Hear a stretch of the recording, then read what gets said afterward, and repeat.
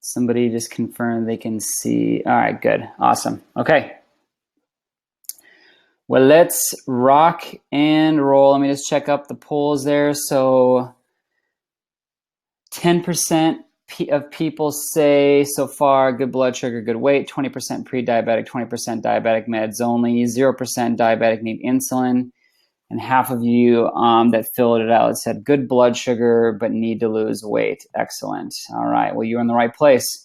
So conquering the blood sugar battle, and here's what's so important regarding this topic here is that despite what you will or will not hear from the medical community and your medical doctor, which, by the way, I'm not a medical doctor, and so therefore anything, I'll just say this as a disclaimer to CYMA, is that, anything, should be run by your medical doctor before making any dramatic changes in your lifestyle, diet, or nutrition. But, in the medical community, you just, when a person is diagnosed with diabetes, or when you just hear the language and the verbiage coming out of that camp, if you will, is that once you have diabetes, it's sort of a period, a very definite period, meaning that you've been diagnosed with diabetes and that's all she wrote. All right, now you're on to a life of medications.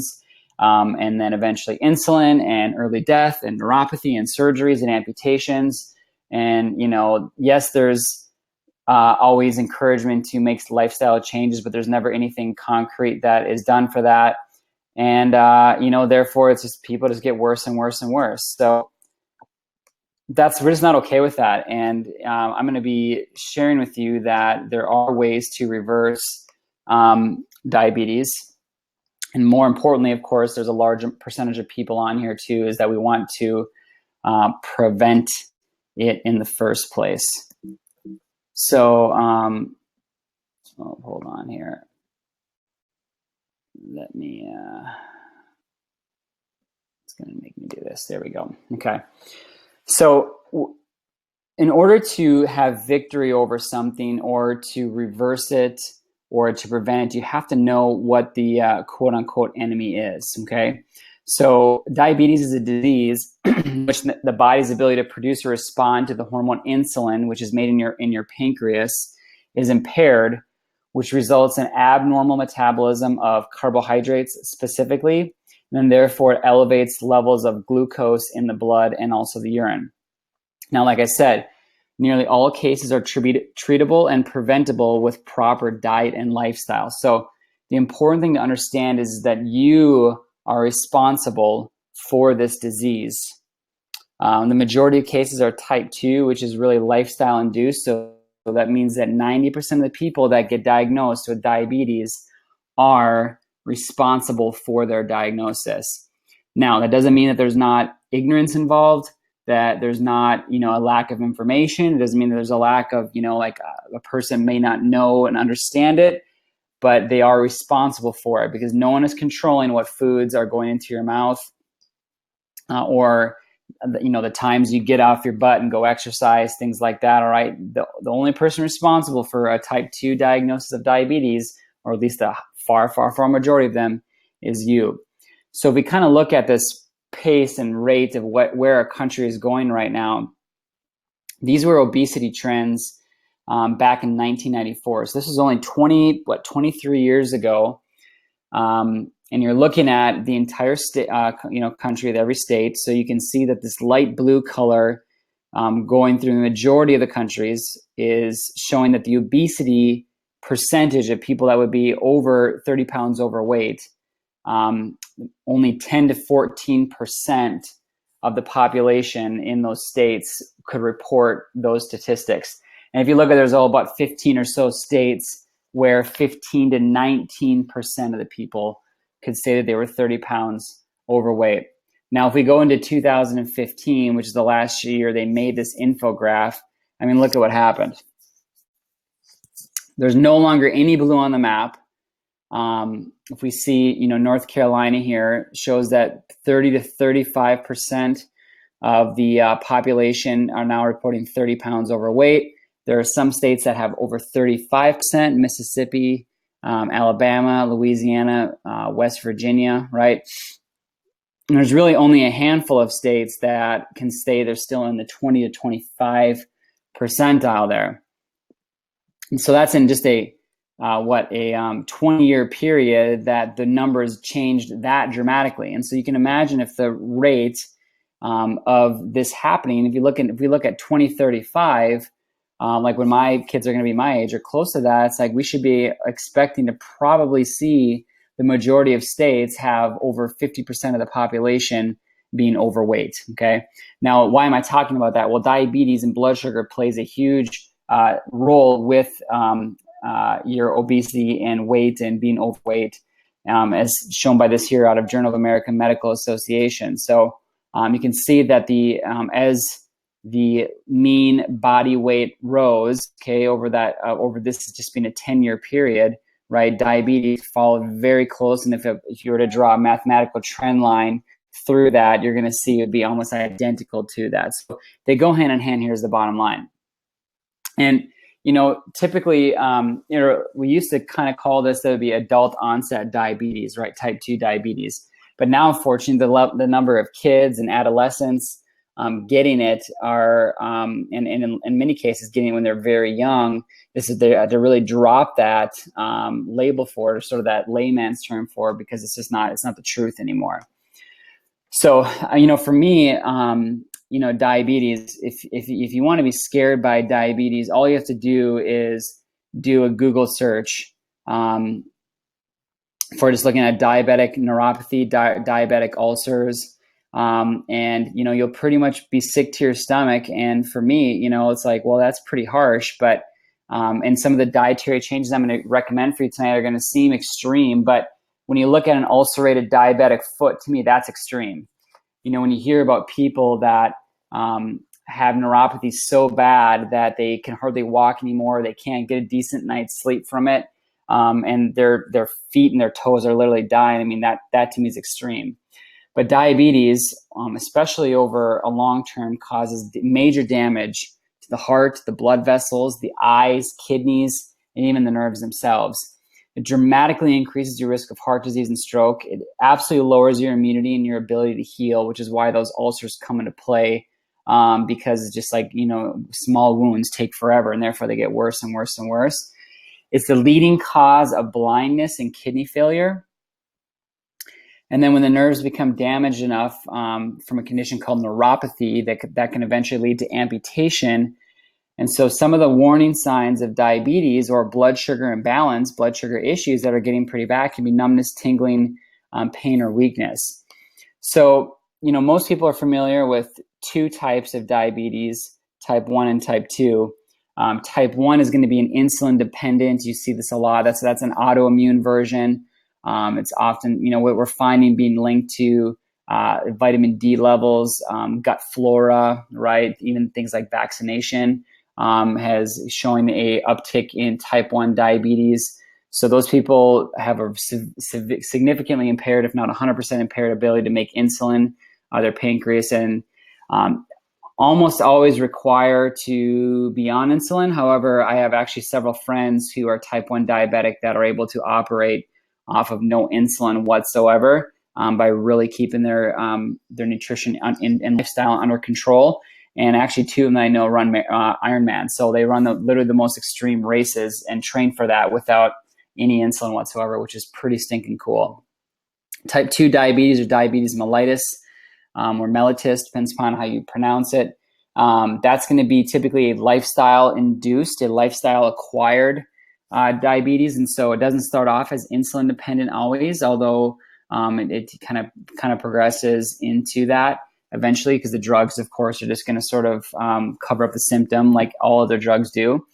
And then type 3 is sort of this kind of, I'll say, new kid on the block, if you will, from this, in the sense that it's really not published in mainstream medical literature yet or used as a mainstream diagnosis.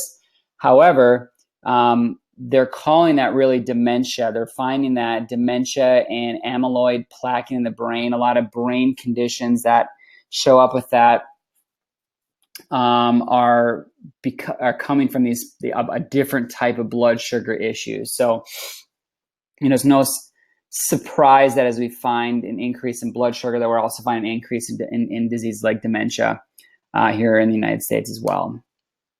So the main one we're going to focus on is type 2 diabetes. And I could do a whole webinar on type 1, but the reality is that type 2 is really the greatest threat to anybody that is watching this right now. And so when you understand the root cause of what it is, then you can have a lot of control over yourself.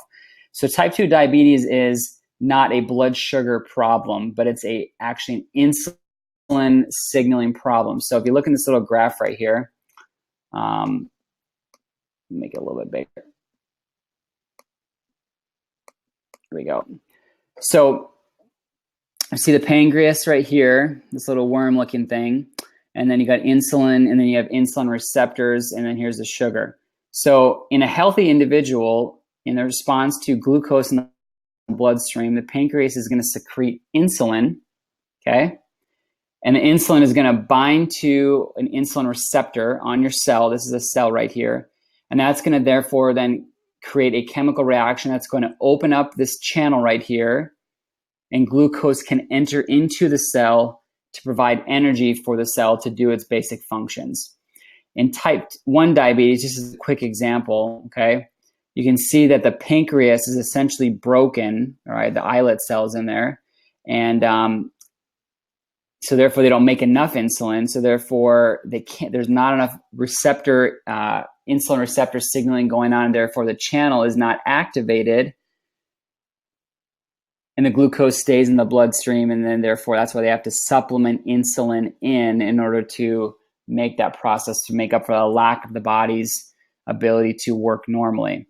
Now in type 2 diabetes, there is going to be enough insulin that's going to be made. However, there is not proper binding to the insulin receptors, and so therefore then the same process happens almost like a type 1, or the same effect, happens like a type 1 diabetic, but it's a different mechanism. And one of the reasons that being is that as you eat sugar galore, your body continues to secrete more and more insulin. And what happens is that the insulin receptor sites actually burn out. They get overwhelmed.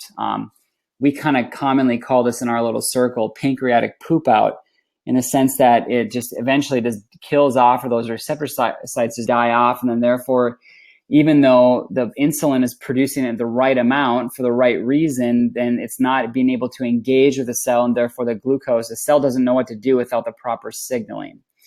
So what we're talking about is fixing your receptor sites on your cells by, number one, decreasing the signaling going in. So we got to decrease blood glucose in order to give these receptor sites a chance to heal and to repair themselves. So when we look at glucose levels, normal is going to be below 100. Now, I will say that optimal for me is I want to see people between 80 and 90. That would be an optimal level of sugar in my book. And that, of course, would be fasting, okay? I mean, you haven't had any food within 2 hours. If a person is measuring in the range of 100 to 125, they would be technically called pre-diabetic, although we also would combine that with an A1C level. And if fasting glucose is over 125, then they would be a diabetic. And again, that would really be combined with an A1C level. So when we look at fasting insulin, which is going to be blood glucose over time, so this is just kind of a measurement of how well your body is producing that insulin. So normal is going to be less than 5, ideal is less than 3. So if you're over 5, that means your body's having a problem. And then another hormone that we look at for really the true picture is going to be fasting leptin. And leptin is the hormone that tells your brain to burn fat, tells it to turn the engines on, to turn the metabolism on. Normal is going to be less than 10. Ideal is going to be 4 to 6. So leptin is a really good measurement to get tested to kind of know. And we know also with leptin and insulin, actually, those two hormones really drive aging. So people that appear to be younger than their actual physical age, their chronological age, so they have a very low functional age, also have low levels of insulin and leptin. So there's been studies done, and of course, in the American population, but also in other cultures and civilizations where people are living longer and better than us. These are two of the markers that they looked at. So A1C is something probably everybody on this little webinar here is familiar with. So it theoretically tests the amount of sugar accumulated in the red blood cells over time. So the assumption is that everyone's red blood cells live about 3 months, which is false, because people with normal blood glucose actually have longer living red blood cells.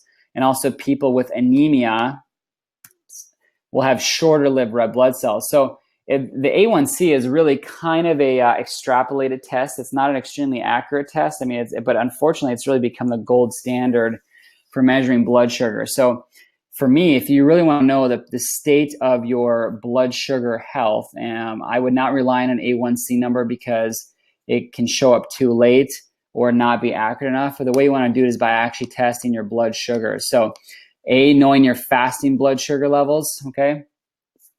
Your blood glucose levels, excuse me. You also want to know what your postprandial, it's called postprandial, P-R-A-N-D-I-A-L levels would be, and that would be after you eat. So what you would do is you would take a flat fasting glucose level, see what it is, and then you would eat a meal, and then you would test your levels an hour later and then 2 hours later. And then typically for most people, they should be right back down to a fasting level within 2 hours, okay? So meaning if you were like 97 when you were fasting, when you eat, it might go up to like 130, 140, hopefully not much higher than that. And then within 2 hours after you're eating, you should find those numbers back down around 97. That is by far and away the best way to actually test your blood sugar health. You can get a glucometer on Amazon for super cheap. I mean, they're like around $20 now. And the strips are pretty expensive for that. But, you really can just do this for a week to really get an idea of how your body responds when it eats. And then you can always buy more strips if you're really trying to work on it. But super, super important test to do. So like I said, long-term health, really leptin and insulin are the key to having the fountain of youth for your body. So let's say you are diagnosed, or you know someone that's diagnosed. So now what? All right. So, okay, you got the diagnosis. You're walking away with, probably a prescription for medications or even insulin. So insulin therapy is really brutal. I mean, it typically increases over time, the dosages. Rarely, unless people are making dramatic lifestyle changes, does the insulin amount stay the same or go down. And there's absolutely an increased risk of cancer and an increased risk of cardiovascular events. And, of course, the problem is that you're pumping synthetic insulin right into your body, and you're bypassing the body's normal goals and the normal kind of functionality and physiology of doing this. And there's always going to be consequences with that. So the overall results of this meta-analysis do not show a benefit. This is a study that was done. Do not show a benefit of intensive glucose-lowering treatment on all causes of mortality or cardiovascular death. So basically what they're saying is that looking at lots and lots and lots of studies, they did not find that intensive glucose-lowering treatment, aka insulin, had a benefit on people dying or having less cardiovascular disease.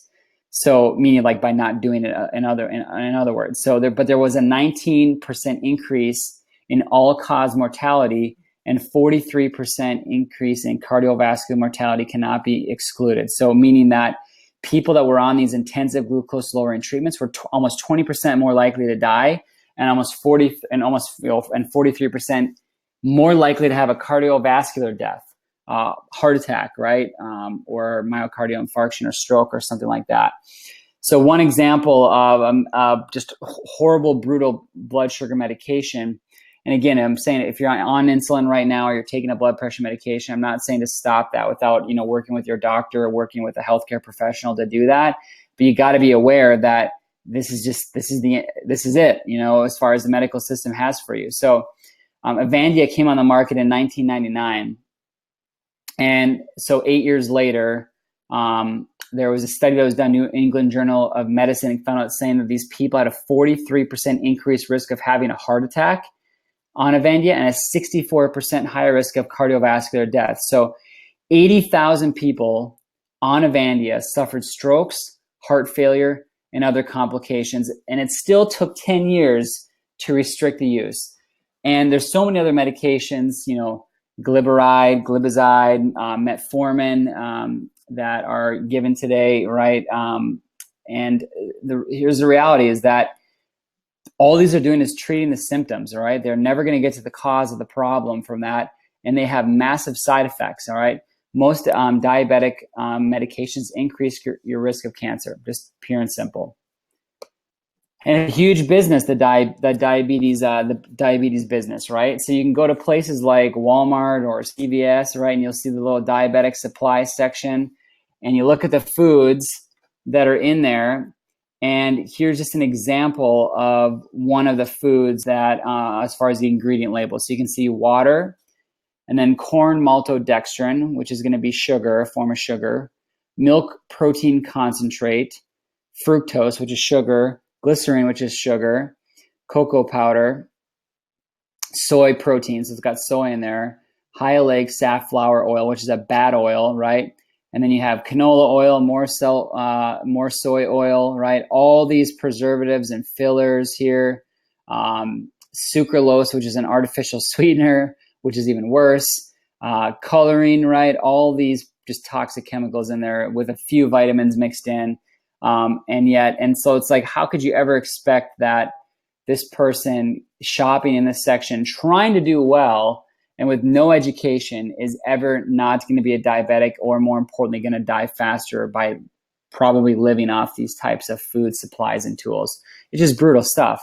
And so it leads to this snowball effect, right? It's like one thing leads to the next, leads to the next, gets worse and worse and worse. And the biggest risk factor for heart disease is also insulin resistance. So it's associated with accelerated aging. And the American Diabetes Association, it says on their website that it's a progressive disease that requires more medication over time. So they know that, right? There's no talk at all of like, oh, like let's actually help people with this. So here are the conventional nutritional recommendations currently out there today. So around 40 to 65 grams of carbohydrates at each meal, and are going to allow for more for snacks. All right. So it's low fat, low fat, low fat, very low fat. So no recommendations for this ever stay reversed. There's never, like I said, there's never any talk about that.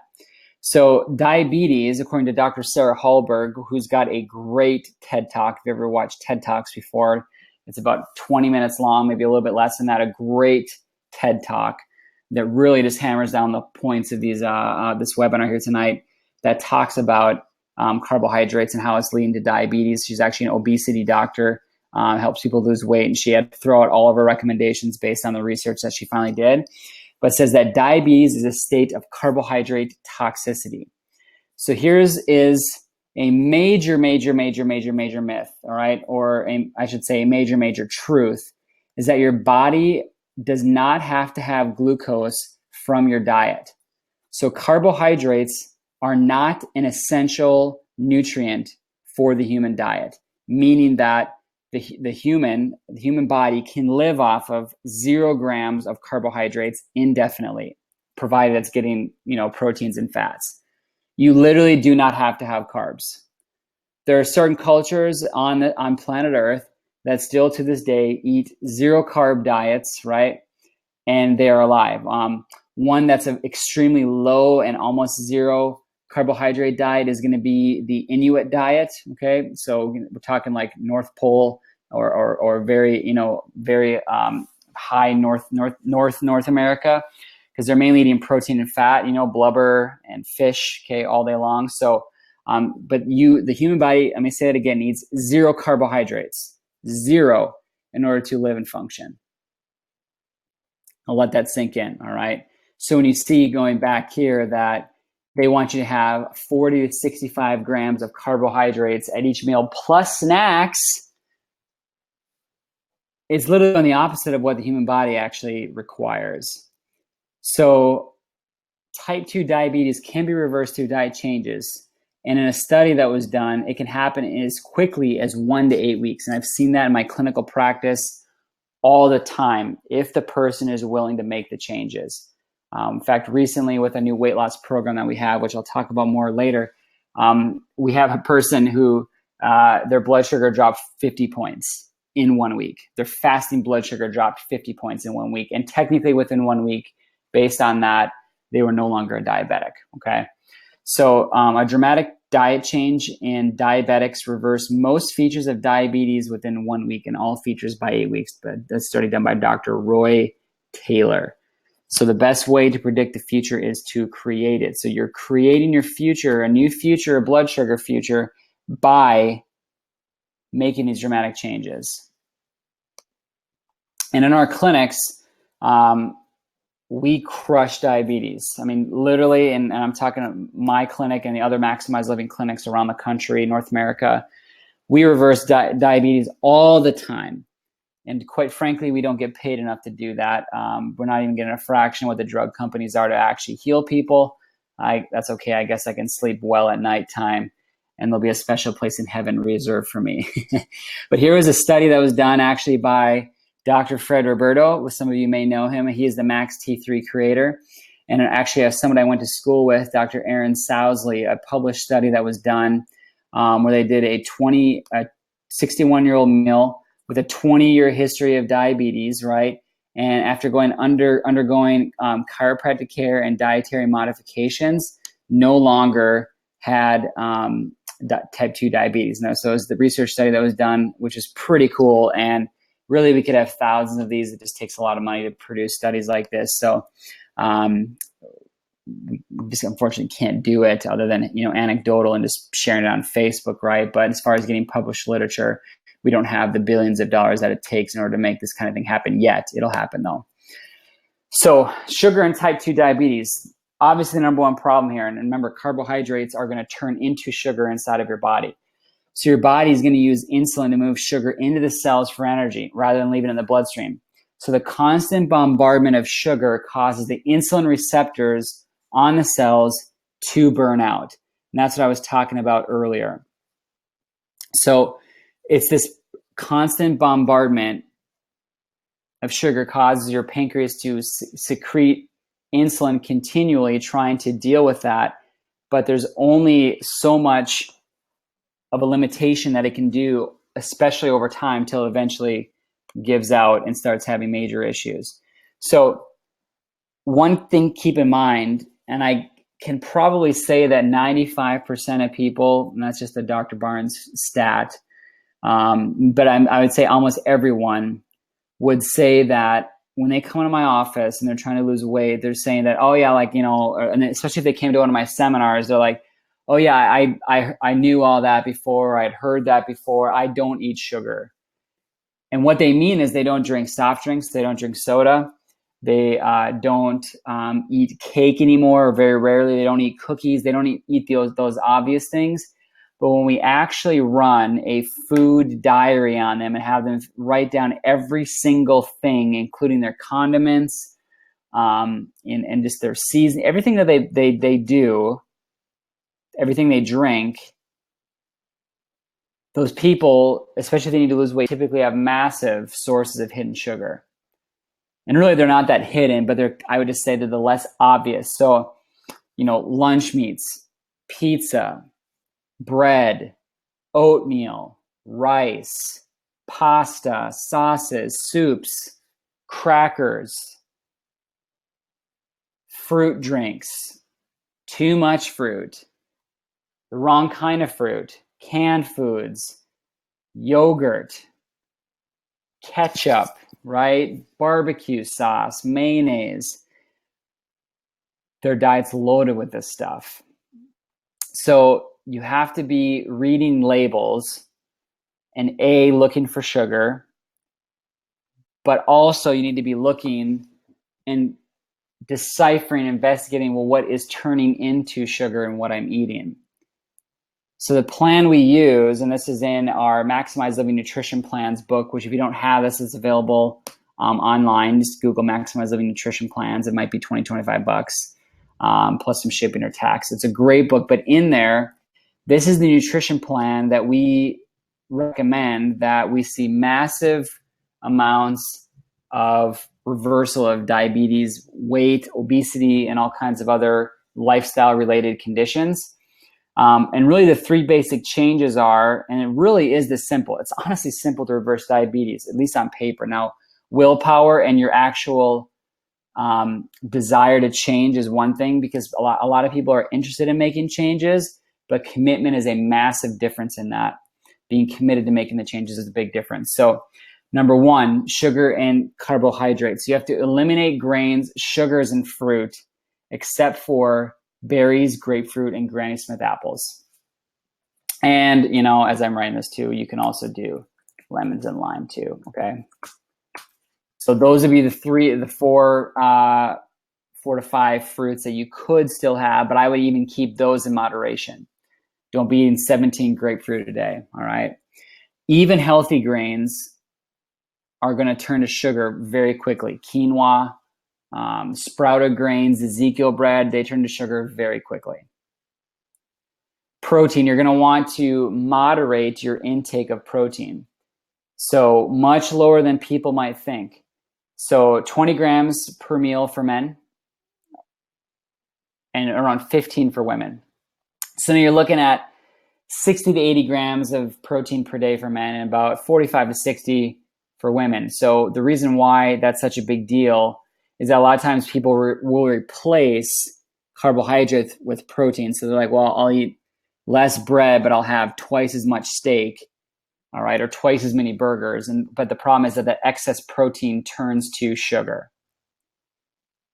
And then the huge one, and I would say the most important one, and the most overlooked one here, all right, is that you're going to be removing bad fats and replacing them with good ones. So more coconut oil, more avocado, more butter, right? All those kinds of things that are going to be huge for making that. So the majority of your nutrition, the majority is going to be fats, okay? The majority. So I would say you're going to be looking around 60 to 70% of what you eat.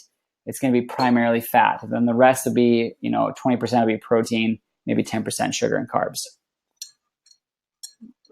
But remember, you technically need, all right, 0.0 grams of carbohydrates a day, technically. So here are some examples. So I want to make sure you're changing the meats that you're eating. Grass-fed, free-range, antibiotic-free, and non-farm raised fish are just a starting place. That's kind of the basics. I guess I should probably also say organic as well. Sorry, I'm editing as I go, as I talk. So those would be, and then you'd be looking for foods like beef, bison, chicken, eggs, okay? Fish would be included in there too, right? With the non-farm raised.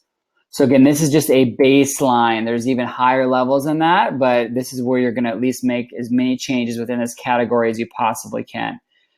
Whey protein from 100% naturally raised cows, that's dairy, is also gonna be huge for that. And they've actually found that whey protein is one of the top insulin, makes your body more sensitive to insulin. So that's why that's our main recommended protein powder in the office is whey protein, and it's for blood sugar control.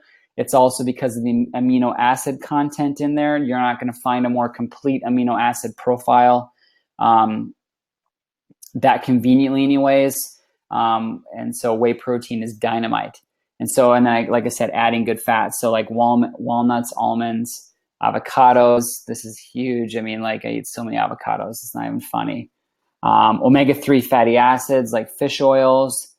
Fish is that going to be high in that. Chia seeds, okay, flax seeds as well, olive oil, butter, right? You get the picture. So you're going to be adding a massive amount of these things right here. Massive. You got to get tons and tons and tons of good healthy fats inside of your diet.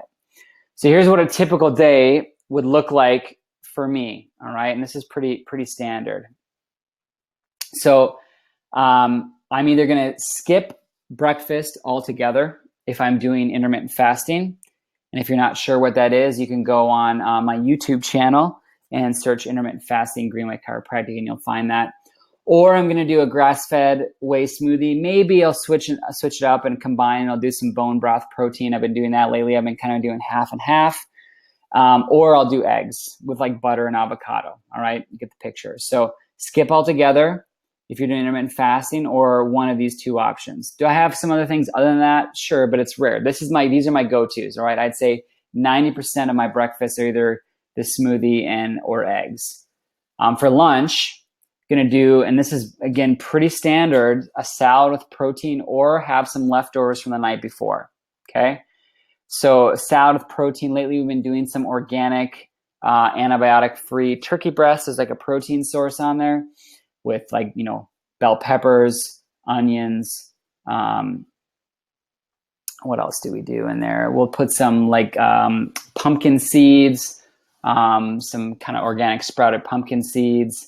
We'll do olive oil, balsamic, salad dressing, and then we'll put some organic raw cheese on there and avocado. And so it's dynamite, right? Now we'll vary our salad dressings quite frequently, although we have like 3 or 4 that we really like that we'll do, but kind of the base of the ingredients stays the same because it's pretty complete there.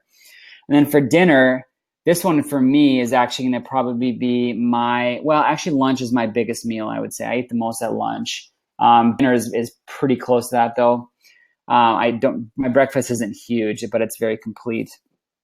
For dinner though, I'm going to be doing a protein source, you know, not going too overboard on that. And then at least 2, more like 3 huge servings of vegetables. That's pretty standard, and it's always going to be a green one.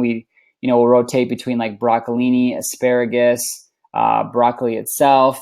We'll do Brussels sprouts with like a balsamic reduction glaze every now and then too. I think I said that right. So we'll do that. We'll do cabbage and butter and salt sometimes too. So they're usually green, but we'll also do some sweet potatoes in there every now and then.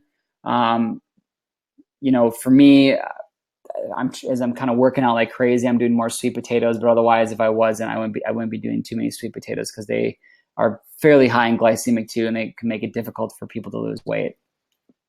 So if you want help, and really, really, really interested in losing weight here, I know a lot of you are patients and you know that we're kind of doing this here already, but we do have a weight loss seminar coming up actually tomorrow night. And so I do have a few spots left on the webinar to be able to do this or to be a part of it, or not the webinar, it's a live event, just an info session. So I checked earlier today and I had 4 spots left in the seminar. We have people that are losing easily a half a pound to 3/4 of a pound per day on the program. It is tomorrow night at 6:45. We have a 30 and a 60-day program right now. And so it's really, really crushing. So you should see, if you want to do that, a direct link on the right-hand side of your screen to register for that free info session. I go over all the details, like the costs and like the kind of how the program works, how it's different than other programs that I've done in the past. So if you want to do that, you can take one of those final few spots for that. I'll go over to some quick, I was just doing some results, pulling some results for tomorrow night from it. So just real quick, I mean, Carmel lost 4 pounds after the first day. Her blood sugar was down to 121, decided to stop taking diabetes medication. So she lost 4 pounds after the first day, which is sick. Kathy lost 10 pounds in 2 weeks, lower blood sugar, less neuropathy in her feet, less inflammation, hips and joints. Mina, 4.6 pounds, 6 days. Jana lost 9.2 pounds in 5 days. That's so awesome. Karen lost 11 pounds in 14 days. David has lost 20 pounds in 3 weeks, which is freaking unreal.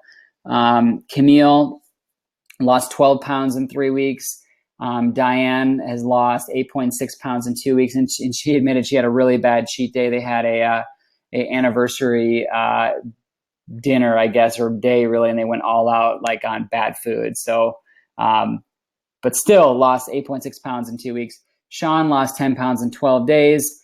And Diane, she's lost, one, we could say only 7 pounds in 3 weeks. But the key here is that she went from 126 down to 119. So when you're getting that low, I mean, we're talking weight that she was in her college days, which is pretty insane there too. So we got people crushing through this program. So we're really, really proud of it. And we've already been tweaking some of the results as we've been going along for people to even get better results. So if you want to come to that and learn more about it, I mean, there's no obligation to start if you just want to learn about it.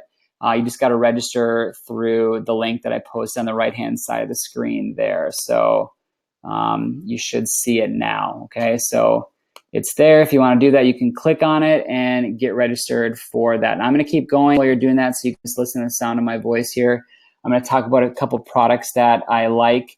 I was mentioning the grass-fed whey protein. So some of you are patients and you're already using this. So, this is just kind of helpful to know sometimes why you're doing it, because you might have said, just take this protein. And you're like, well, why do I take this protein? And you don't know. Well, it's a huge amino acid content and very amino acid rich protein, because it's coming from 100% grass-fed, naturally raised cows, grass-fed cows. So, a half a scoop of this to 3/4 of a scoop in the morning with a smoothie can absolutely help with having healthy blood sugar levels. There's been lots of studies done on whey concentrate with fasting blood glucose levels and blood sugar levels. So make sure to check that out if you're not doing that. If you're not local and you need a way to get grass-fed, a good quality grass-fed protein, because you're not going to find it on Amazon, you're not going to find it at GNC, email me at info@drgregbarnes.com and I can send you a link on where to buy it. This is high quality stuff. I do this pretty much every day, like I said, along with my bone broth protein now too. So another product that I recommend, especially for people that have known blood sugar issues, is going to be something called Glucose Supreme by Designs for Health. This program I found to be comparable effect as metformin on lowering blood sugar levels. However, it actually helps to heal the receptor sites, okay, and making your body more insulin sensitive. Okay, see this right here, insulin sensitivity down here. But the big thing is it doesn't cause any freaking side effects, right? So it helps with insulin and glucose levels, uses things like cinnamon and corosolic acid and banaba and isoflavones from kudzu and ginsenosides from ginseng, and it's got berberine in there. Berberine is amazing. If you if you Google berberine and blood sugar, you're going to find some amazing studies that have been done on it. In fact, berberine straight up against metformin crushed it in a couple of trials that were done, research studies that were done. And there's no side effects with that, and it's just coming from like a plant, right? Which is pretty amazing. So that is a huge one that we use. If you're pre-diabetic or a diabetic, or you're testing your blood sugar and you're finding that some people are getting the registration for the weight loss seminar. Good. If you're finding that you're not losing weight and you're testing your blood sugar, right, and you're seeing that it's going up high, even though your doctor hasn't told you you're pre-diabetic or diabetic yet, a couple of months of this Glucose Supreme right here is guaranteed to help you out, all right? So it's going to be really good for that. So I'll put up a link for some Glucose Supreme if you're interested in doing that. It's really good stuff, like I said. And again, this is going to be mainly for people that are already a pre-diabetic or a diabetic and looking to find some replacements for the medication or ability to get off of that. Glucose Supreme is the one that I use in my clinic with a large amount of success. So, of course, you can't talk about reversing diabetes without talking about exercise, okay? And so, I am not a big fan of long distance, slow cardio. Not that I'm not a fan of it, I should take that back. As far as trying to lose weight or to reverse disease, it really doesn't do a very good job at that. Now, is it good for your heart and good for your lungs and good for other parts of your hormones and things like that? Sure, it is. It's good for the mind, I think, more than anything. But this is a study that was done over 3,000 obese individuals. When they compared exercise to metformin, it crushed it 3-1. All right. 3-1. So it's like, okay, you're taking metformin, right? Or you're on a blood, sugar medication, a diabetes medication, and you're not exercising. It's like, come on, what are you doing to yourself, right? Like, you're just giving yourself a permission slip and by taking the drug to not make any changes. So get your body moving. And the best way to do it is going to be high intensity, short duration. Okay. So this Max T3, if you go to maxt3.com, and there's actually a digital version now that's been updated. So if you don't have it, or you want it, to have it on like your iPhone or your smartphone or your, iPad or something like that, it's now $10, a one-time purchase to have over a dozen workouts on there. And again, those that are familiar with the old one, it's completely updated, and they added new ones on there for $10. And it's like you don't have to pay for a DVD, because who uses DVDs anymore? So get exercising, and early morning is the best, especially for diabetics, but any time throughout the day is better than no time throughout the day for people. Okay. So for those of you that are not a patient in my office and you're looking to get some help with your overall health, I always do a webinar special. In a person's first visit, we're going to do a history, a consultation, an examination. We're going to determine what your health goals are. We're going to take x-rays to find out where the nerve impairment is, and that can even play a factor in diabetes, as far as if the nerves going to your pancreas are being impaired. So normally a visit like that in my office, if you just call or walking off the street, costs around $220. But we can give a referral price through the webinar of 60%, which is actually the maximum legal discount that doctors are able to provide these days. And that brings it out to $88 to do that. So if you want to take advantage of that, if you're not a patient in my clinic and you want to get looked at and get evaluated here, then there is a form that will load up here on the side there. If you click on it, and you'll fill it out, and just let us know what the best times that you'd like to get evaluated, and then somebody will reach out to you right away to get looked at, okay? So to get to meet with me and Dr. Vivian, my associate doctor, to develop a plan to be able to help you out.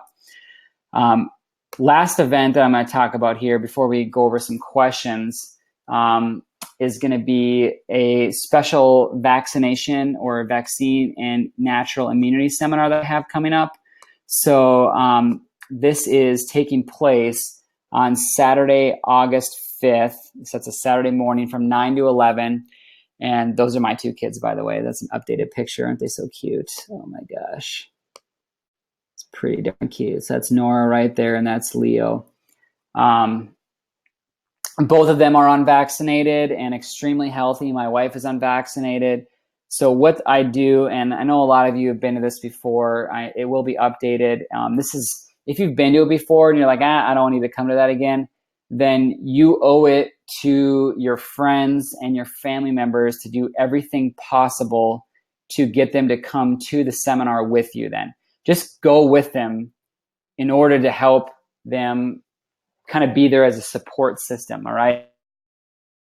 It's a massive decision. It's a massive, massive subject for people, and because it involves children and the next generation, this is why I'm so passionate about it, because there are a lot of myths about it, and there are a lot of truths about it that may surprise you both ways, okay?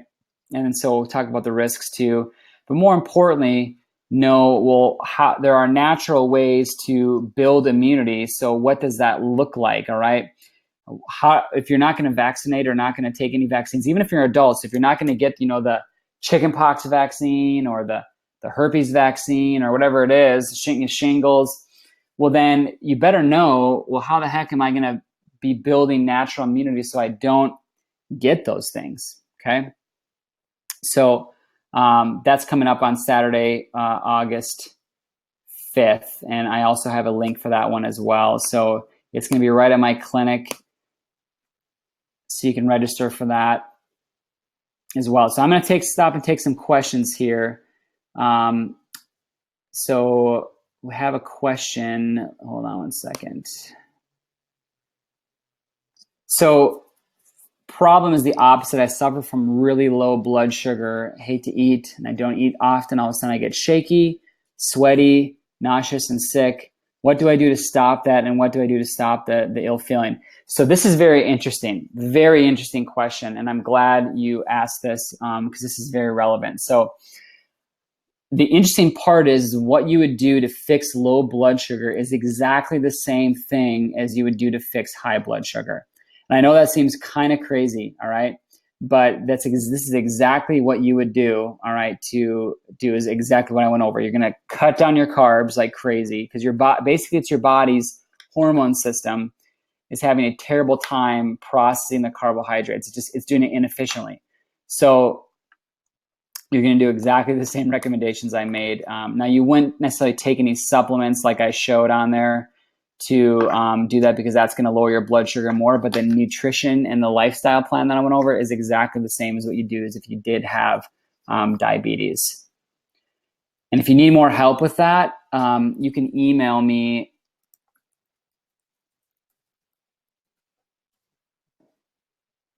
I sent you my email address, and you can email me and I can help you put together a more specific plan for that. Not a problem.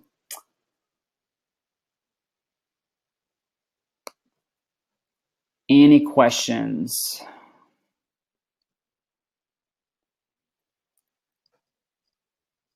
I was rolling faster than I thought. I kind of just ended quickly. So I got 9 minutes before Game of Thrones starts at 9 o'clock. So we're good to go here for 9 minutes. I'm one of those people.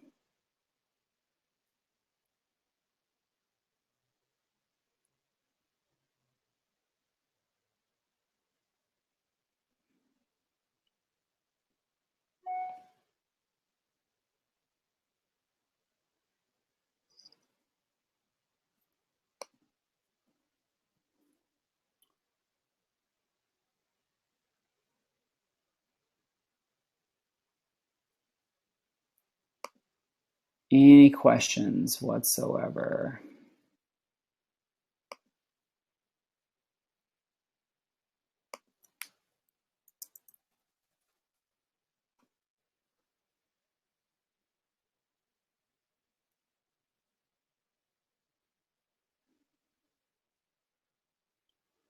How much protein is too much? Good question. So the reality is that it's different for everybody.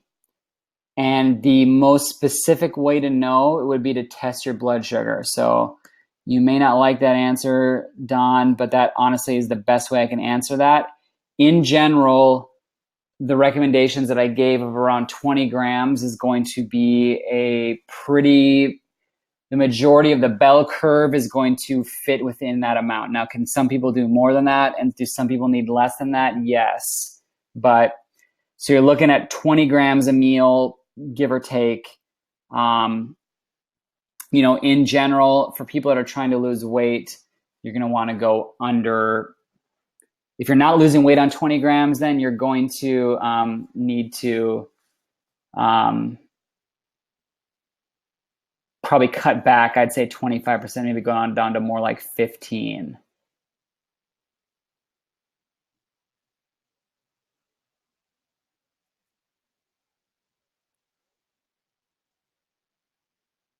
No, diabetes is not genetic.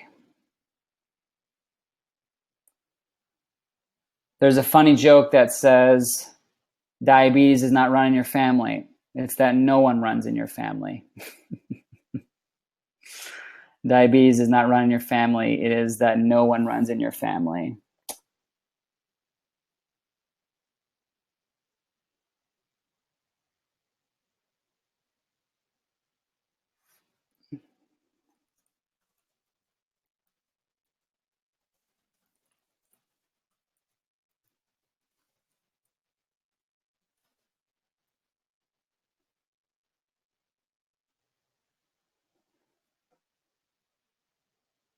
So how do you get enough fat and feel like all you do is eat fat? So, well, remember, so for fat too, that's going to be combined with other things. So like, for example, when you're eating steak, like you're eating protein and fat, right? So it's not just like you're stuffing lard, down your gullet. All right.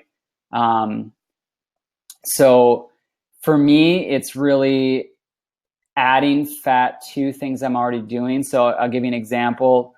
When I'm eating steak, I will melt butter on top of it. All right. Or when I'm eating any vegetable whatsoever, I'm putting tons of butter on it. We're cooking in coconut oil. I'm adding kind of various fat sources to my smoothies. So I'm really looking at how it's not so much that I do consciously go out of my way to eat fat, but more so I work on how can I add fat to what I'm already eating.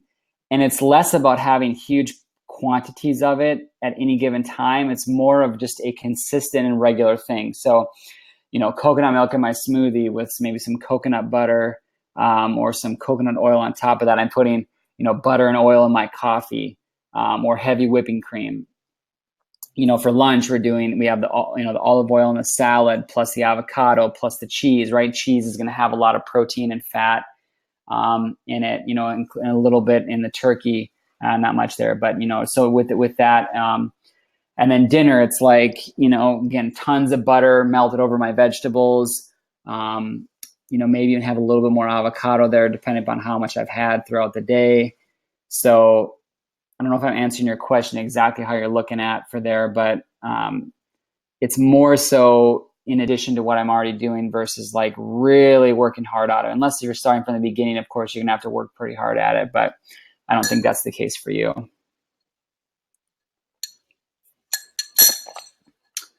For people with a sweet tooth, so, well, if you ask a dentist, there's no such thing. No, I'm kidding. So I have a sweet tooth. Let's see here. What can I show you?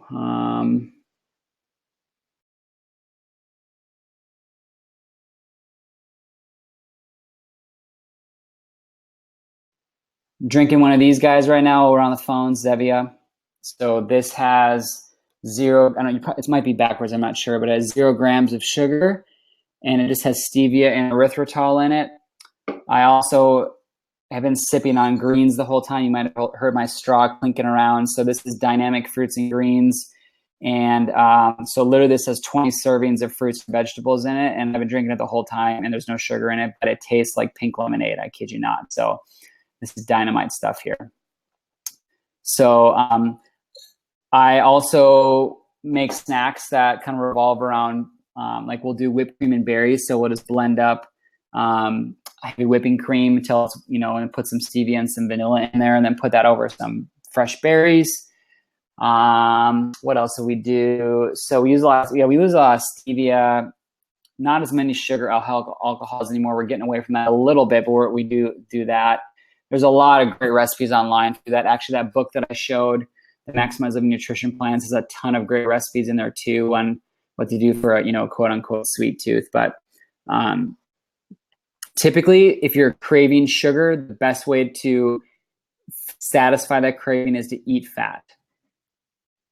And the more fat you eat, the more fat your body will want, and the less sugar it will crave. And one of the things with our weight loss program that we're finding is that a big thing that people that have trouble losing weight is going to be something called a candida overgrowth, And candida, which is a microorganism, it's a yeast, they actually crave sugar like crazy, like total craziness. So one of the products on there is designed to kill off candida. So that would be a good thing. We're seeing some good results with that too, as far as just, people destroying candida in their body, and they're getting, they get really intense cravings for like the first 2 or 3 days, maybe 4 days, depending upon how bad their candida is. And then it starts going down because that candida is dying off. And then that's typically how they lose weight too. So they found that people with really bad candida overgrowths can be carrying around as much as 32 extra pounds of weight on their body, just from the inflammation and from the candida, which is totally insane if you ask me on that. So totally insane.